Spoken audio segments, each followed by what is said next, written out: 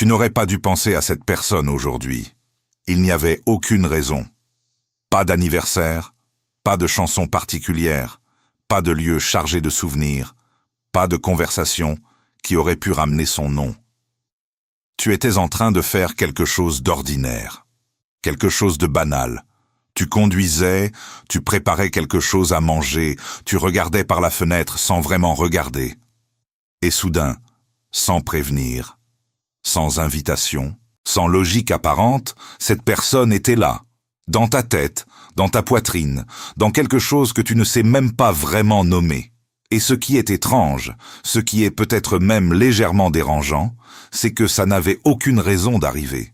Peut-être que c'est quelqu'un que tu as quitté toi-même, quelqu'un dont tu sais avec une certitude rationnelle que la relation ne fonctionnait pas, qu'elle ne pouvait pas fonctionner, que partir était la bonne décision.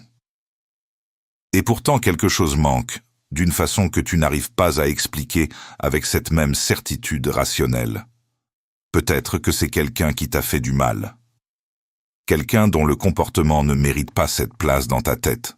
Pas aujourd'hui. Peut-être même pas du tout. Et pourtant la place est là, occupée, active, résistante à toutes tes tentatives de la vider. Peut-être que c'est quelqu'un que tu n'as pas vu depuis des années.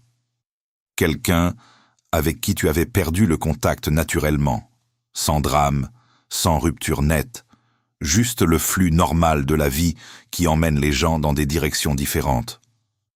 Et ce manque arrive comme s'il ne respectait pas le temps écoulé. Comme si pour une partie de toi, ces années n'avaient pas vraiment passé. Ou peut-être que c'est encore plus difficile à comprendre que ça. Peut-être que c'est quelqu'un que tu n'as pas vraiment perdu. Quelqu'un qui est encore dans ta vie d'une certaine façon, mais différemment. Et ce qui manque n'est pas la personne elle-même, mais quelque chose qui existait entre vous et qui n'existe plus de la même façon. Une version d'elle, une version de toi, une version de ce que vous étiez ensemble.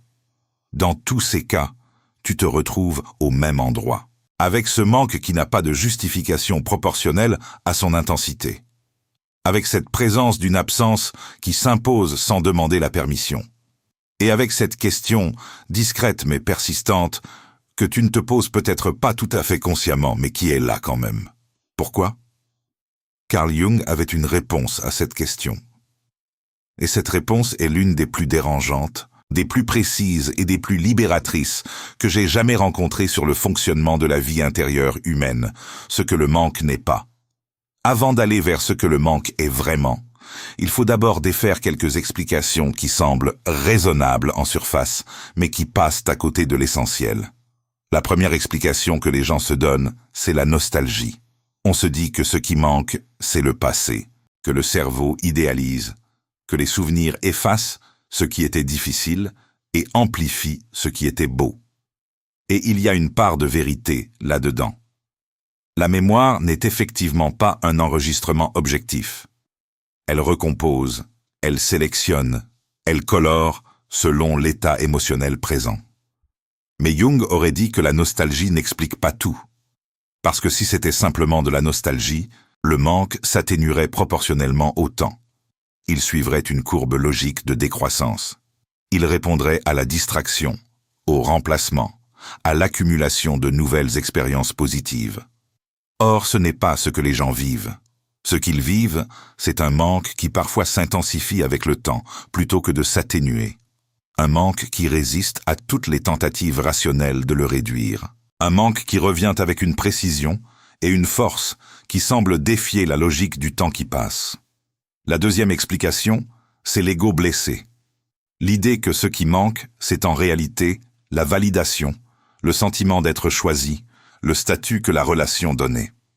Et là encore, il y a une part de réalité. L'ego joue un rôle dans toute relation. La façon dont quelqu'un nous voit contribue à la façon dont nous nous voyons nous-mêmes. La perte de cette façon d'être vue peut effectivement créer un manque. Mais Jung aurait dit que si c'était uniquement l'ego, il suffirait de trouver quelqu'un d'autre qui nous voit de la même façon pour que le manque disparaisse. Or, ce n'est pas ce qui se passe. On peut être entouré d'amour, de validation, de personnes qui nous voient et nous apprécient, Et ce manque-là, spécifiquement pour cette personne-là, continue à exister comme s'il était imperméable à tout ce qui l'entoure. La troisième explication, la plus commune dans la culture contemporaine, c'est la dépendance émotionnelle. L'idée que si quelqu'un manque sans raison valable, c'est qu'on avait développé une forme d'attachement anxieux, une dépendance, une addiction émotionnelle dont il faudrait guérir comme d'une autre forme d'addiction. Faire le deuil, couper les ponts, se désintoxiquer. Jung aurait eu une réaction complexe face à cette explication. Non pas parce qu'elle est entièrement fausse, mais parce qu'elle traite le symptôme comme si c'était la maladie. Elle dit comment se débarrasser du manque sans jamais demander ce que le manque essaie de dire. Et pour Jung, c'était toujours là que se trouvait la vraie question. Non pas comment faire taire ce que l'inconscient exprime, mais qu'est-ce que l'inconscient est en train d'exprimer et pourquoi. Ce que Jung appelait la fonction du complexe.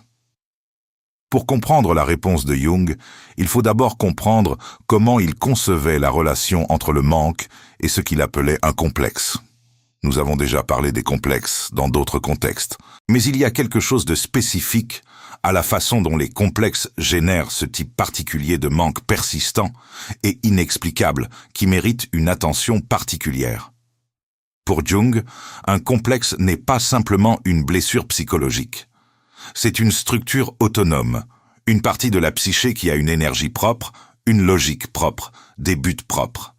Et cette partie autonome peut agir indépendamment de ta volonté consciente, produire des pensées que tu n'as pas initiées, des émotions que tu n'as pas choisies, des images et des souvenirs qui arrivent sans invitation.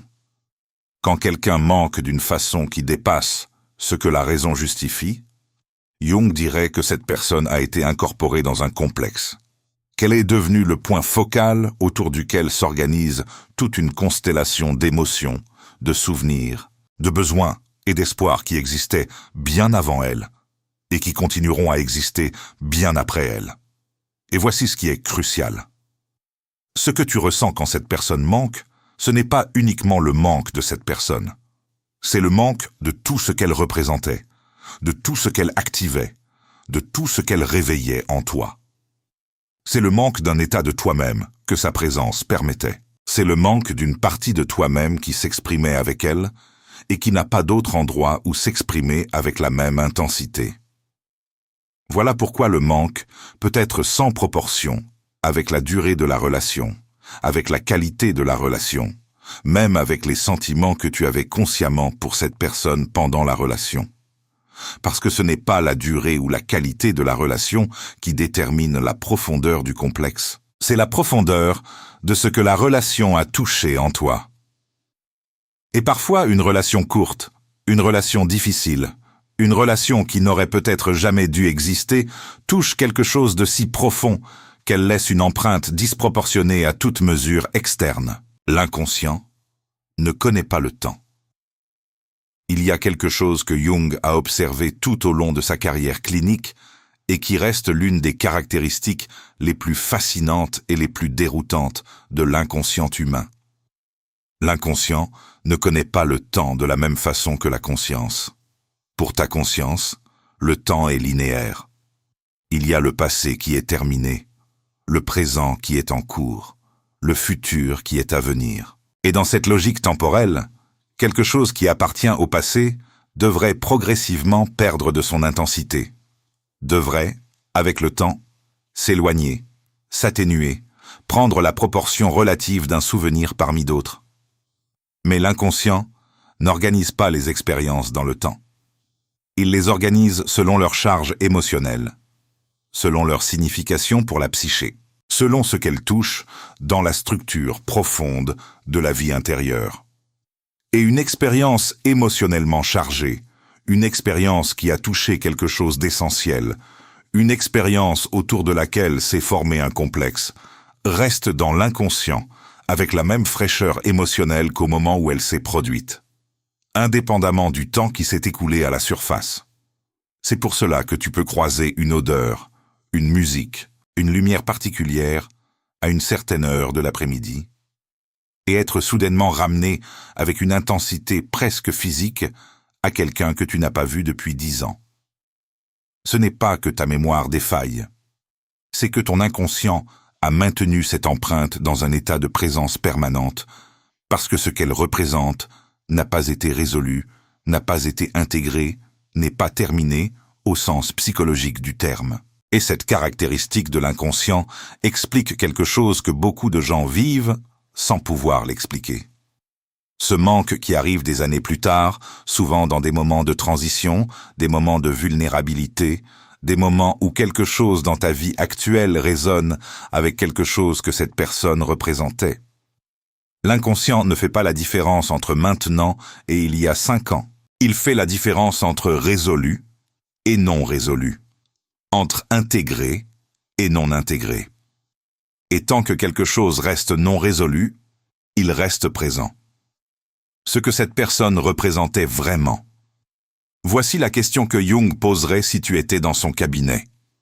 Pas pourquoi est-ce que cette personne te manque, mais qu'est-ce que cette personne représentait pour toi au niveau de l'inconscient? Parce que dans la vision jungienne, nous ne nous attachons jamais uniquement à des personnes. Nous nous attachons à ce que ces personnes portent pour nous, à l'image que nous projetons sur elles, à ce qu'elles réveillent, permettent, symbolisent dans notre vie intérieure. Et cette dimension symbolique de la relation est souvent bien plus puissante que la dimension réelle. Bien plus puissante que ce que la personne était objectivement, que ce qu'elle faisait, que ce qu'elle t'apportait concrètement dans ta vie quotidienne. Pense à ce que tu ressentais avec cette personne, pas à ce qu'elle faisait ou ne faisait pas, mais à qui tu étais avec elle. À quel aspect de toi-même s'exprimait en sa présence? À quelle partie de ta vie intérieure trouvait un espace pour exister, pour être vu, pour être réel? Peut-être que tu étais plus toi-même avec elle qu'avec n'importe qui d'autre. Pas la version de toi que tu montres au monde. Pas la version sociale, professionnelle, gérée, mais quelque chose de plus authentique, de plus brut, de plus réel. Et ce que tu manques, ce n'est peut-être pas tant elle que cet accès à toi-même que sa présence permettait. Peut-être qu'avec elle, tu ressentais quelque chose que tu ne savais même pas que tu pouvais ressentir. Une capacité d'intimité, une légèreté, une intensité créatrice, une profondeur émotionnelle que tu n'avais jamais rencontrée en toi avant et que tu ne sais pas comment retrouver seul. Et ce que tu manques, c'est cette capacité-là, cette version de toi-là, pas uniquement la personne qui la rendait possible. Peut-être qu'elle représentait quelque chose d'encore plus fondamental. Une promesse. Impossible. Un avenir imaginé qui n'a pas eu lieu. Et ce que tu manques, c'est ce futur non vécu, ces versions non réalisées de toi-même et de ta vie, que sa présence semblait rendre accessible. Jung aurait dit que dans tous ces cas, ce qui manque est en réalité une partie de ta propre psyché que tu as projetée sur cette personne. Une partie de toi que tu n'as pas encore appris à porter toi-même, à accéder par tes propres moyens, à exprimer indépendamment de la présence de l'autre. Et cette compréhension change tout, parce qu'elle déplace le centre de gravité du manque. Elle ne le supprime pas. Elle ne le rend pas moins réel. Mais elle dit quelque chose de très différent sur ce qu'il faudrait faire avec lui. Pourquoi certains manques arrivent la nuit? Il y a un détail que beaucoup de gens remarquent et qui semble anodin, mais qui est en réalité très révélateur. Le manque est souvent nocturne. Il arrive le soir, la nuit, au réveil, avant que la journée ait commencé. Il arrive dans les moments de transition entre le sommeil et l'éveil, dans ces zones frontières où la conscience est moins organisée, moins défensive, moins efficace pour maintenir à distance ce qu'elle a décidé de ne pas regarder pendant la journée. Jung avait une explication très précise pour cela. Pendant la journée, le moi conscient est actif et dominant. Il organise, il planifie, il gère, il maintient le récit que tu as construit sur ta vie et sur tes relations. Et dans ce récit, il a peut-être décidé que cette personne appartient au passé. que tu as tourné la page, que tu vas de l'avant. Et pendant la journée, avec toute l'énergie de l'attention consciente, il peut maintenir cette décision active. Mais la nuit, le moi conscient se retire, son emprise se relâche, et l'inconscient, qui attendait patiemment, reprend l'espace. Il recommence à travailler selon sa propre logique, à remonter ce qui n'a pas été résolu, à présenter ce qui n'a pas été regardé, à insister sur ce qui attend encore d'être intégré. Le manque nocturne n'est pas de la faiblesse. Ce n'est pas la preuve que tu n'as pas fait assez de progrès ou que tu es trop attaché. C'est simplement l'inconscient qui parle dans le seul moment où tu n'as pas les ressources pour le faire taire. Et ce qu'il dit dans ces moments-là mérite d'être entendu. Pas agi impulsivement sur la base de ce qu'il dit, pas nécessairement envoyer ce message à 3 heures du matin, mais vraiment entendu, vraiment considéré, vraiment pris comme une information sur quelque chose qui n'est pas encore terminé à l'intérieur de toi. La différence entre le deuil et le complexe non résolu. Il y a une distinction que Jung faisait et qui est importante à comprendre pour savoir ce qu'on fait du manque. La distinction entre le deuil naturel et ce qu'il appelait un complexe non résolu. Le deuil naturel est un processus psychologique sain et nécessaire. Quand quelque chose de significatif prend fin, quand une relation se termine, quand quelqu'un s'éloigne, quand une version de ta vie disparaît, la psyché a besoin de temps pour intégrer cette perte, pour réorganiser ce qui était organisé autour de cette présence, pour trouver un nouvel équilibre. Et pendant ce processus, le manque est douloureux, mais il suit une logique. Il traverse des phases. Il s'approfondit avant de s'alléger. Et progressivement, pas linéairement, pas sans rechute, mais progressivement, il change de nature. De quelque chose d'aigu et d'urgent à quelque chose de plus doux, de plus accepté, de plus intégré. C'est le deuil sain. Et Jung le respectait profondément. Il ne cherchait pas à accélérer ce processus, ni à le contourner. Il croyait que le deuil a sa propre durée et que la forcer ne fait que déplacer la douleur sans la résoudre. Mais il y a autre chose que le deuil naturel. Il y a les manques qui ne suivent pas cette logique de progression et d'allègement. Les manques qui restent aussi intenses des années après. Les manques qui résistent à toutes les tentatives de deuil conscient. Les manques qui reviennent périodiquement avec une fraîcheur qui défie le temps écoulé. Ceux-là ne sont pas simplement du deuil. Ils signalent quelque chose de différent. Ils signalent qu'autour de cette personne, ou de ce que cette personne représentait, s'est formé un complexe psychologique qui n'a pas été résolu parce que quelque chose d'essentiel n'a pas encore été compris, intégré, traversé. Et la différence dans la façon d'approcher ces deux types de manques est significative. Le deuil demande de la patience et de l'espace pour traverser. Le complexe non résolu demande quelque chose de plus actif, une curiosité, une investigation, une volonté de regarder en face ce que cette personne portait pour toi et ce que tu n'as pas encore trouvé comment porter toi-même. Ce que la synchronicité a à voir avec le retour du manque Jung a développé vers la fin de sa vie. Ce concept qui reste l'un des plus fascinants et des plus controversés de toute son œuvre. La synchronicité, ces moments où quelque chose dans le monde extérieur semble répondre à quelque chose dans le monde intérieur avec une précision qui dépasse ce que le hasard pourrait expliquer. Et dans le contexte du manque, Jung aurait observé quelque chose de particulier. Les manques intenses, les manques qui signalent un complexe actif, semblent générer des synchronicités. Des coïncidences significatives qui arrivent précisément dans les moments où le complexe est le plus actif. Tu penses intensément à quelqu'un depuis plusieurs jours, et tu reçois un message de lui. Tu te retrouves à penser à une période particulière de ta vie, liée à cette personne. Et quelque chose dans ton environnement immédiat fait écho à cette période de façon inexplicable. Tu avais presque décidé de contacter cette personne et quelque chose t'en empêche, et tu découvres plus tard que le timing aurait été mauvais. Jung ne pensait pas que ces coïncidences étaient surnaturelles au sens populaire du terme. Il pensait qu'elle révélait quelque chose sur la relation entre la psyché et le monde. Que quand quelque chose est très actif dans ton inconscient, il organise en partie ta perception de façon à ce que tu remarques ce qui lui correspond dans le monde extérieur.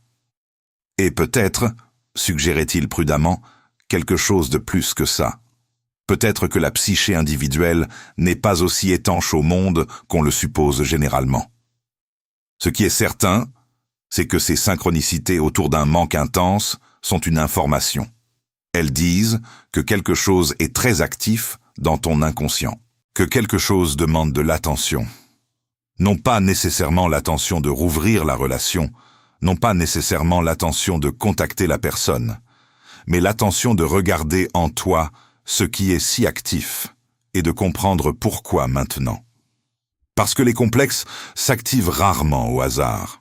Ils s'activent quand quelque chose dans ta vie actuelle résonne avec ce qu'il porte. Quand une situation présente crée une ouverture dans laquelle l'énergie du complexe peut s'engouffrer. Et cette activation, aussi douloureuse qu'elle soit, est souvent une opportunité. Une opportunité de comprendre quelque chose que tu ne pouvais peut-être pas comprendre avant, parce que tu n'étais pas encore à cet endroit de ton chemin. Pourquoi certaines personnes manquent plus que d'autres? Il y a une question que beaucoup de gens se posent et à laquelle ils ne trouvent pas de réponse satisfaisante. Pourquoi certaines personnes manquent-elles avec cette intensité particulière, alors que d'autres, avec qui tu as peut-être passé plus de temps, avec qui la relation était peut-être plus longue ou plus stable, ne manquent pas de la même façon?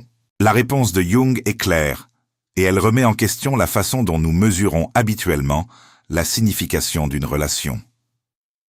La profondeur d'un manque n'est pas proportionnelle à la durée de la relation.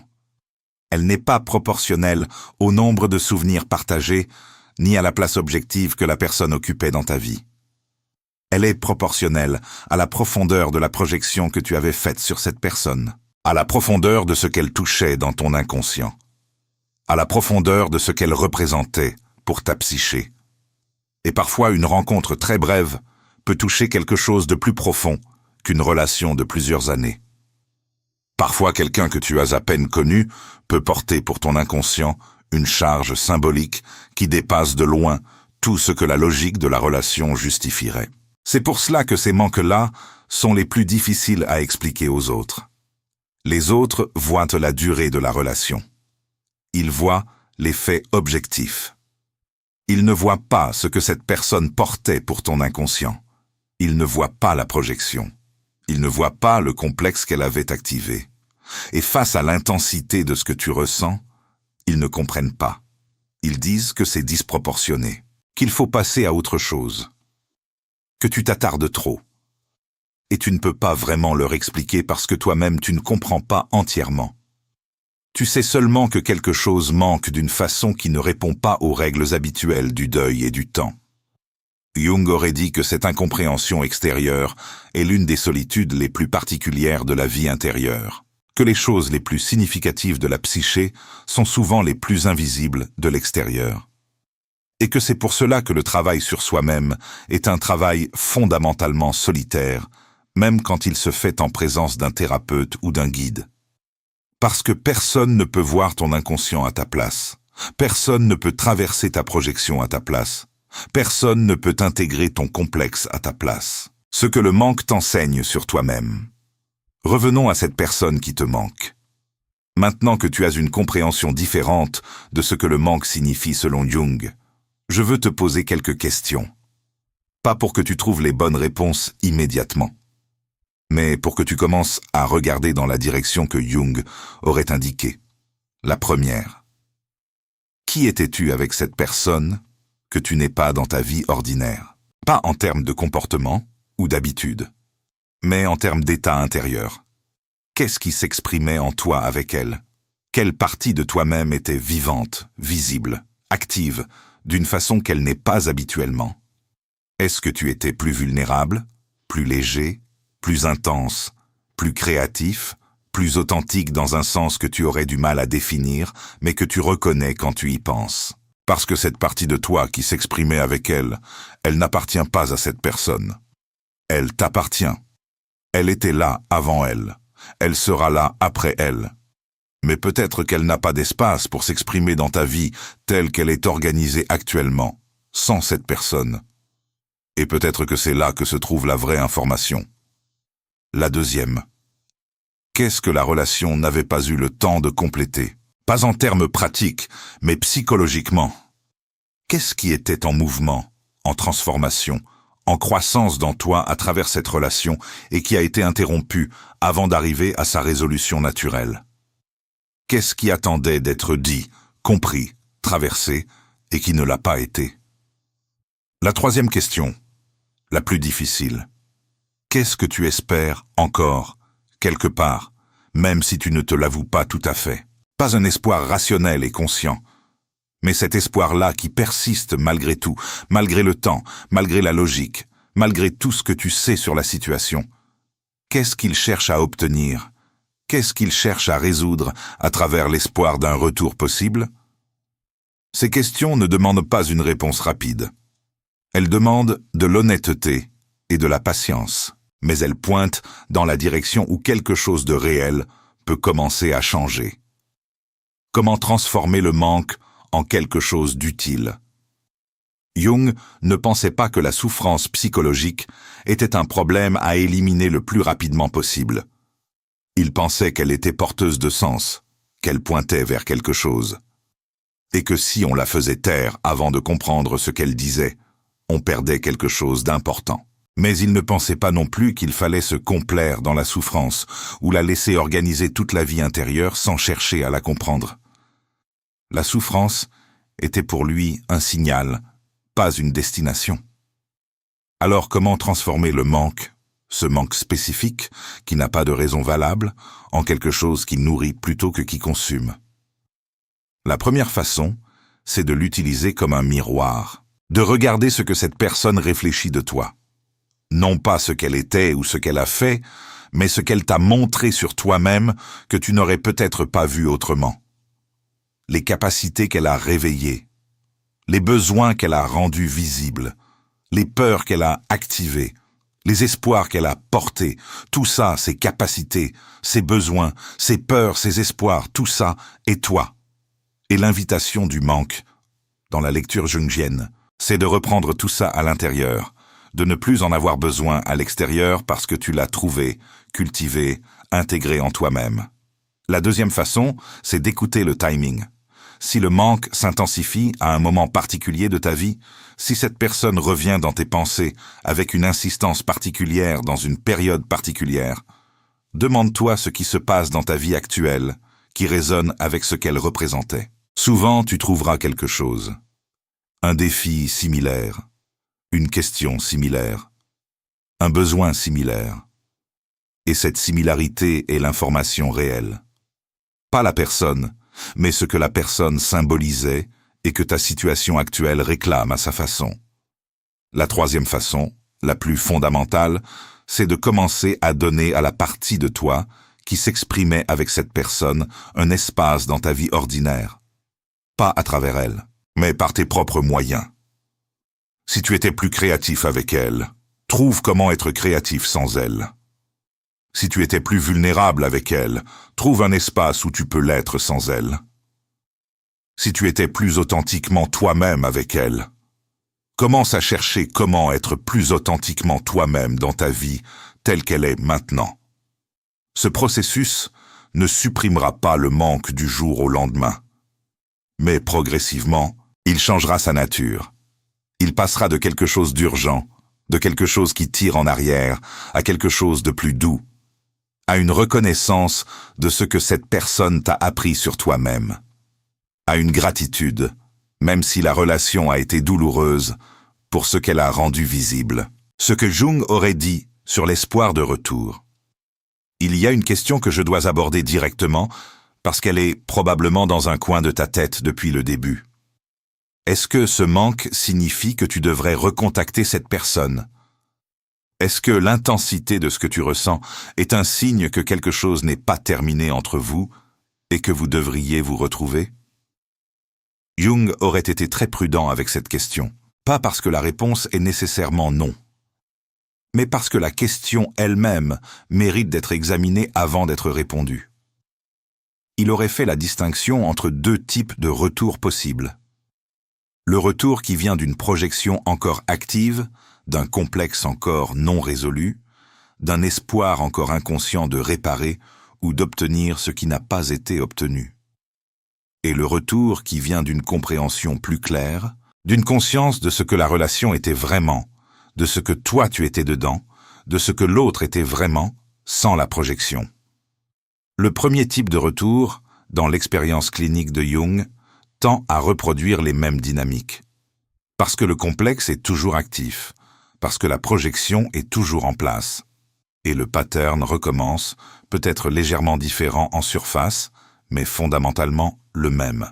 Le deuxième type de retour, quand il se produit, quand les deux personnes ont fait suffisamment de travail intérieur pour se voir plus clairement, peut mener à quelque chose de vraiment différent.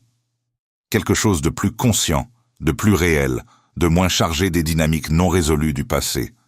Mais Jung aurait insisté sur ceci. Tu ne peux pas décider de façon rationnelle dans quel type de retour tu es. Tu ne peux pas te convaincre que tu es dans le deuxième type quand tu es encore dans le premier. L'inconscient ne suit pas tes décisions conscientes. Ce que tu peux faire, c'est continuer le travail. Continuer à regarder honnêtement ce que cette personne représentait, ce que le manque porte, ce que le complexe cherche à résoudre.